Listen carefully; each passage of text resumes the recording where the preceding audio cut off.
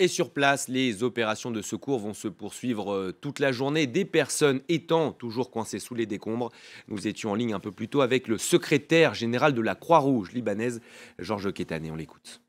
Comme vous avez remarqué, on a commencé depuis hier à répondre à cette catastrophe exceptionnelle dans la capitale Beyrouth, dont nous avons envoyé 75 ambulances avec 50 en stand-by. Et nous avons ouvert la banque de sang, on a transporté les blessés. Les statistiques montrent qu'il y a plus que 4000 blessés et centaines de cadavres. Et la Croix-Rouge continue à maintenir ses postes et ses ressources humaines, à répondre aux appels. Maintenant, on continue à faire l'évaluation dans les bâtiments, et dans le port, avec l'armée et la défense civile pour voir s'il y a en plus des cas, des blessés ou des cadavres. Les Donc, opérations on est vont en bien sûr alerte. se poursuivre toute la journée.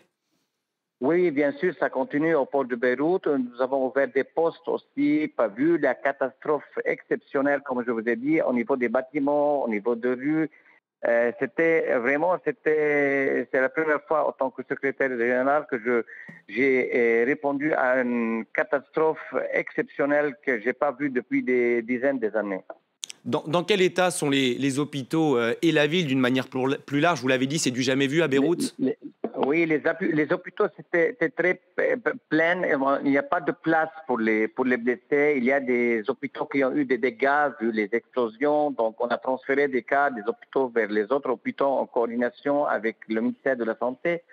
Et on a transféré ces cas en dehors de Beyrouth, vers le sud, vers le nord et vers Mont-Liban.